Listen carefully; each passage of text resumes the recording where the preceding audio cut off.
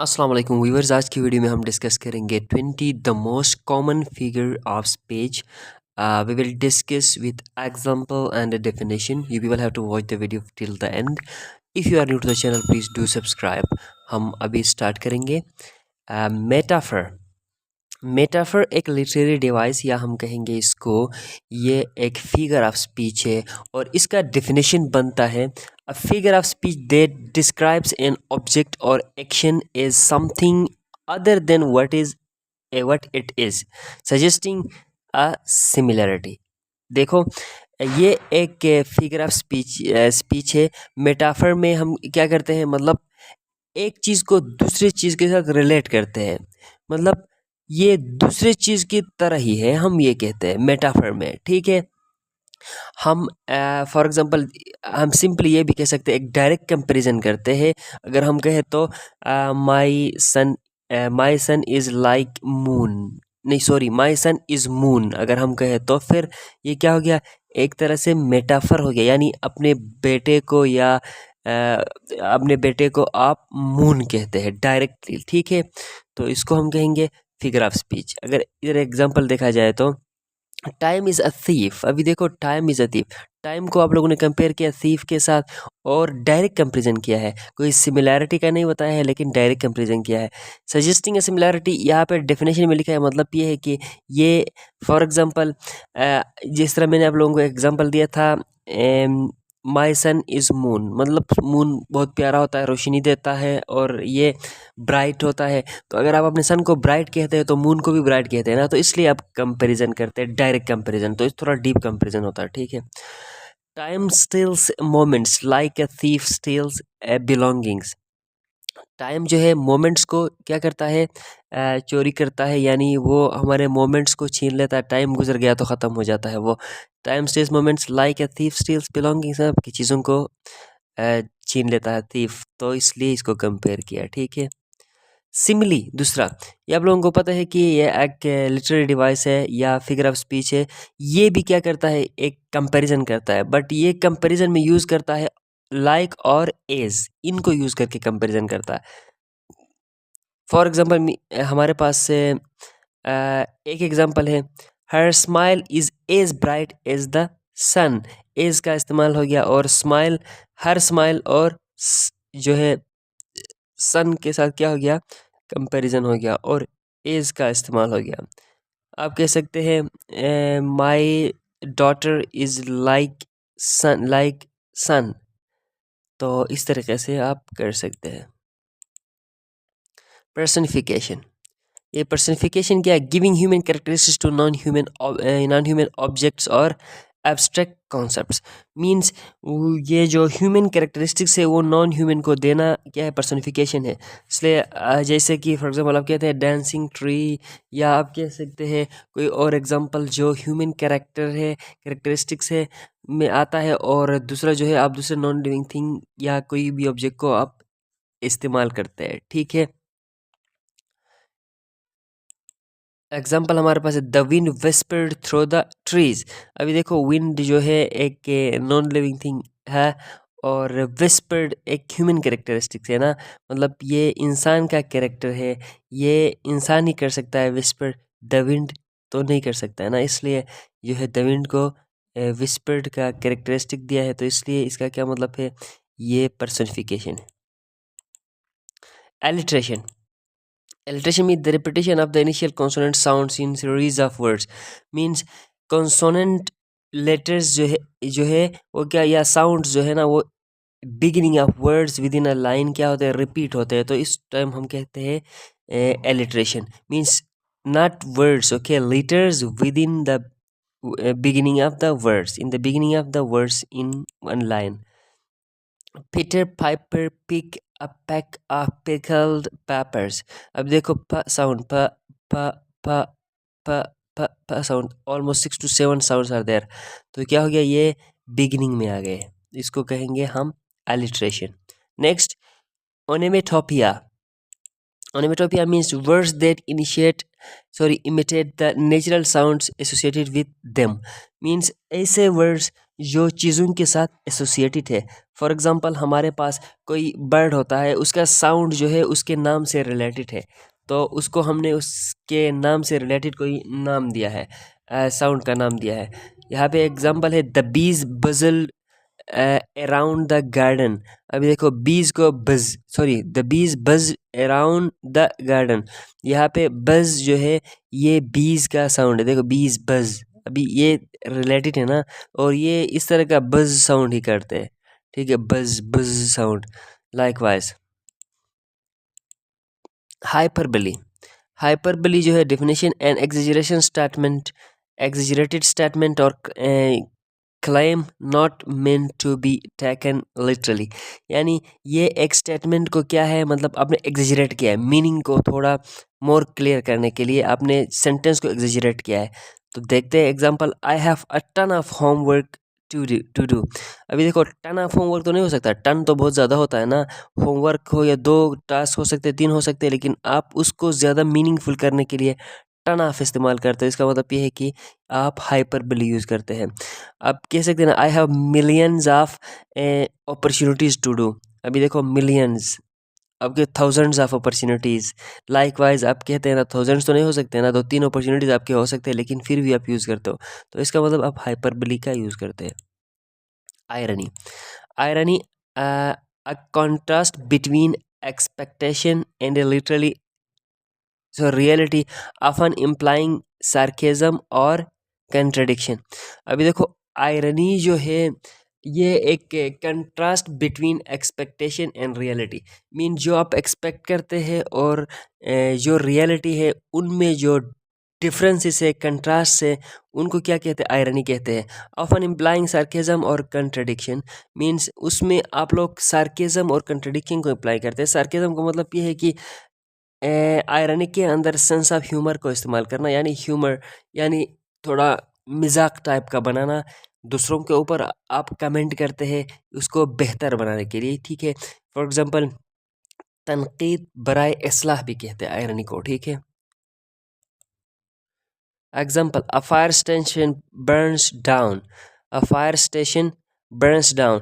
अभी देखो fire station, अभी जो है फायर स्टेशन जलने के लिए तो नहीं बना है ना, ये फायर स्टेशन मतलब फायर स्टेशन किसी दूसरे काम के लिए बना है, मतलब ये किसी कहीं पे आग जली तो उसको ख़त्म करने के लिए बना है, लेकिन यहाँ पे लिखा है बर्न्स डाउन।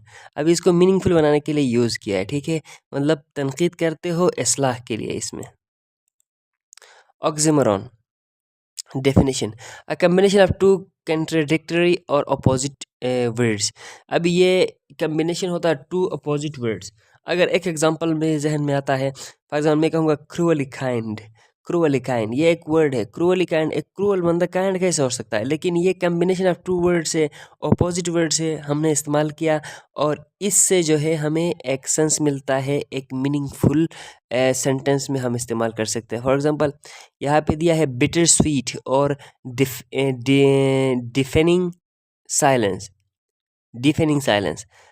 अब देखो बिटर स्वीट और डिफेनिंग साइलेंस, डिफेनिंग मतलब डिफेनिंग साइलेंस मीन्स बहुत ऊंची आवाज़, साइलेंस तो वो हो गया, यहाँ पे बिटर कड़वा हो गया, स्वीट मीठा हो गया, ये दोनों मिलके एक वर्ड बनाते हैं।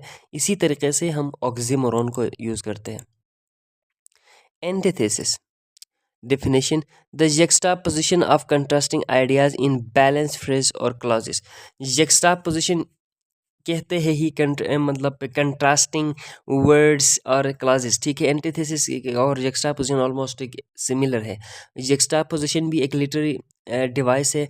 जक्स्टापोजिशन में ये होता है कि फॉर एग्जांपल आप डिफरेंट टू सिमिलर थिंग्स होते हैं, लेकिन उनमें आप डिफरेंसेस ढूंढते हैं जो कंट्रास्ट करते हैं, चीज़ें सेम लगते हैं लेकिन उनमें डिफरेंसेस को आप ढूंढ लेते हैं। यहाँ पे देखेंगे it was the best of time, it was the worst of time. अभी देखो अभी टाइम दोनों सेम है, लेकिन best of the time, worst of the time, तो डिफरेंसेस इसमें आप लोगों ने फाइंड आउट किया। इसको एंटीथेसिस कहते हैं। Allusion, allusion a reference to other work of literature, person, event or place, means allusion means एक ऐसा वर्क है जो आपके पास्ट में हुआ है, आप लिटरेचर में उसको यूज़ करते हैं। फॉर एग्जांपल किसी पर्सन ने किया हो या कोई इवेंट हुआ हो या कोई प्लेस के बारे में आप अपने राइटिंग में आप यूज़ करते हो, उसको हम कहेंगे एल्यूजन। एग्जांपल देखते हैं, he was a real Romeo with the ladies. अभी देखो रोमियो एक कहानी है ना, रोमियो एक कैरेक्टर है, रोमियो एंड जूलियट आपने लोग ने पढ़ा होगा। तो इसमें देखो रोमियो है, उसने ये अपने राइटिंग में अगर आपने इस तरह इस्तेमाल किया तो इसका मतलब ये है कि आप एल्यूजन का इस्तेमाल करते हैं, ठीक है। यूफेमिज्म, अभी ये क्या है देखते हैं डेफिनेशन। अ माइल्ड और इनडायरेक्ट वर्ड और expression use in place of a more direct and harsh tone. मतलब ये एक इनडायरेक्ट वर्ड होता है जो आप इस्तेमाल करते हैं दूसरे एक डायरेक्ट और हार्श टोन के जगह में, हर्ष वर्ड के जगह में। फॉर एग्जांपल आपके पास है he passed away instead of he died. अभी तो ही डाइड एक डायरेक्ट है, इसके लिए ही पास्ट अवे आप लोगों ने इस्तेमाल किया, ठीक है। तो ये क्या है हमारे पास यूफेमिज्म, थोड़ा आप उसको पोलाइट बनाते हैं। Pun, a play on words, यानी वर्ड्स को लेके आप लोग एक गेम जैसा खेलते हैं। Often a humorous fact that exploits multiple meanings of the term. तो ये एक ह्यूमरस इफेक्ट पैदा करता है आपके टर्म के अंदर। Time flies like an arrow, fruits flies like a banana. अभी time flies like an arrow, time arrow की तरफ के तरह कैसे मतलब फ्लाई करता है, उड़ता है। तो आप लोगों ने थोड़ा इसमें क्या पैदा किया, एक ह्यूमर पैदा किया और ह्यूमरस इफेक्ट पैदा किया इसको मोर मीनिंगफुल करने के लिए। इसको कहेंगे हम पन। सेनेक्डोके, सेनेक्डोके ये भी एक लिटरेरी डिवाइस है। A figure of speech where a part of something represents the whole or vice versa. ये क्या है, एक फिगर ऑफ स्पीच है where a part of something, यानी एक चीज़ का छोटा सा हिस्सा क्या करता है, उसको पूरा चीज़ को बयान कर देता है। हमारे पास एक एग्जांपल होगा यहाँ पे, all hands on deck, all hands on deck. Here hands represents the people, means देखो हैंड्स में हमने पीपल तो नहीं कहा ना, लेकिन यहाँ ये जो हैंड्स है पीपल को क्या करता है, रिप्रेजेंट करता है। मिटनमी, a definition, a figure of speech where one term is substituted with another that is closely related. For example हमारे पास the White House issued a statement, here the White House refers to the president of the government। अभी देखो ये एक figure of speech है जिसमें एक term को दूसरे की जगह में सब्स्टिट्यूट किया जाता है, तो इसको कहेंगे मेटिनमी, तो इसमें रिलेटेड हो जाता है, ठीक है। एनाफोरा, देखो एनाफोरा एक रेफरेंस का नाम है, यानी आप लोग रेफरेंस देते हैं। इसको एनाफोरिक रेफरेंस को ये भी कहते हैं, मतलब backward reference means it refers back, आपको बैक की तरफ रेफर करता है। फॉर एग्जांपल आपने कोई चीज़ इनिशियली डिस्कस किया है, बाद में उसके जगह में कोई और चीज़ का नाम लेते हैं और कोई और चीज़ यूज़ करते हैं राइटिंग में या आपके बातों में, तो वो बैक जो है इनिशियल आपने जो यूज़ किया उस चीज़ की तरफ आपको रेफर करता है। तो ये आपका क्या है, एनाफोरिक रेफरेंस है। फॉर एग्जांपल एनाफोरा में we shall not flag or fail, we shall go on the end, go on to the end, we shall fight in France. अभी देखो वी का इस्तेमाल हुआ यहाँ पे, वी का यहाँ पे भी वी का, तीन वी का इस्तेमाल हुआ है ना। अभी इसकी जगह में देखो ये वी के को ये वी इस वी को रेफर करता है और ये वी भी इस वी को रेफर करता है, बैक वर्ड रेफर करता है हमें, इसको कहेंगे एनाफोरा। ये है क्यासमस, क्यासमस। अभी इसका क्या मतलब है, थोड़ा न्यू टर्म लगता है मुझे। Definition, a reversal in the order of words or phrases in two parallel clauses. अभी इसमें रिवर्सल का मतलब ये है कि एक सीक्वेंस जो है उसमें चेंज हो जाता है बोलने में। ये करते क्यों है, असल में मीनिंगफुल बनाने के लिए, ठीक है। फॉर एग्जाम्पल हमारे पास है never let a fool touch you or a touch fool you. अब देखो यहाँ से यहाँ तक क्या है, यहाँ से यहाँ तक एक फ्रेज है, ये एक फूल टच यू, ये समझ गया, फूल टच यू, यहाँ पे टच फूल यू ये यूज हुआ। Never let a fool touch you, इसकी जगह में अगर आपने इस्तेमाल किया never let a touch fool you, इस तरह इस्तेमाल किया। तो ये लिटरेचर में ग्रामर का ये जो है ना, हम वायलेट करते हैं ग्रामेटिकल रूल को, डेविएशन का इस्तेमाल होता है लिटरेचर में, क्योंकि कहते हैं ना poets have poetic licence, means poetic मतलब पोइट्स ग्रामर को तोड़ सकते हैं, ग्रामर को मतलब तोड़ के पोइट्री कर सकते हैं। तो इसमें ये कैसमस में ये होता है, ठीक है। एसेंडिटन क्या है देखते हैं definition. The omission of conjunction between parts of sentence, means हम जब नॉर्मल राइटिंग में हम लिखते हैं, जनरल राइटिंग में, तो सेंटेंस के दरमियान कंजंक्शंस का इस्तेमाल करते हैं, लेकिन एसेंडिटन में क्या होता है, उसमें हम कंजंक्शंस को रिमूव करते हैं, ओमिट करते हैं, उनको ख़त्म करते हैं, और हम डायरेक्ट डायरेक्ट क्या करते हैं, फ्रेजेस को जोड़ देते हैं डायरेक्ट, मतलब उसको हम कंजंक्शंस का इस्तेमाल नहीं करते हैं।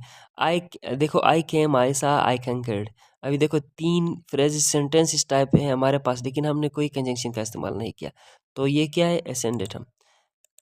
अभी पॉलीसिंडिटम, ये एक और है definition, the use of several conjunctions in close succession. अभी पॉलीसिंडिटम का मतलब ये है कि उसमें हम कंजंक्शन का इस्तेमाल करते हैं, ठीक है। He ran and jumped and laughed for joy. अभी देखो मोस्टली हम इस तरह, हम he ran, jumped and laugh इस तरह लिखते हैं ना, ये इस एंड को हम रिमूव करते हैं क्योंकि ये ग्रामेटिकली रॉन्ग होता है, लेकिन पोइट्री में ये चलता है, और इसको नाम दिया है पॉलीसिंडिटन, ठीक है। लिटोट्स, इसका क्या मतलब है देखते हैं।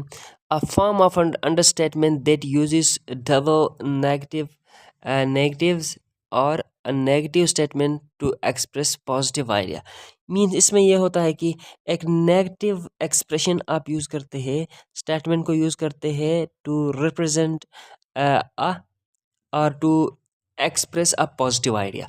एग्जाम्पल में हम देखते हैं, लिटोटस का एग्जाम्पल क्या है, नॉट बैड, इसका मतलब ये है कि मीनिंग समथिंग इज़ गुड। अगर इस चीज़ में आप नॉट गुड कहते हैं तो मतलब ये है कि कोई चीज़ बुरा है, ठीक है। तो इसी तरीके से आप करते हैं। लास्ट हमारे पास जो है रिटोरिकल क्वेश्चंस, इसमें यह है a question that is asked for effect where no answer is expected. Means कोई चीज़ एक्सपेक्ट आप नहीं करते हैं, कोई आंसर एक्सपेक्ट नहीं करते, उस टाइम आप रिटोरिकल क्वेश्चंस पूछते हैं ताकि कोई आंसर मिल जाए, ठीक है। Example, isn't it a bit late to be asking that. अभी ये एक एग्जांपल बन गया उसका। तो आई होप दैट आप लोगों ने ये समझा होगा। ये हमारे पास थे 20 फिगर ऑफ स्पीच, हमने डन किया और बहुत अच्छी तरीके से समझाया है। अगर कोई फिर भी मसला बनता है तो आप लोग क्वेश्चन पूछ सकते हैं कमेंट सेक्शन में। Thank you so much for watching. अल्लाह हाफिज़।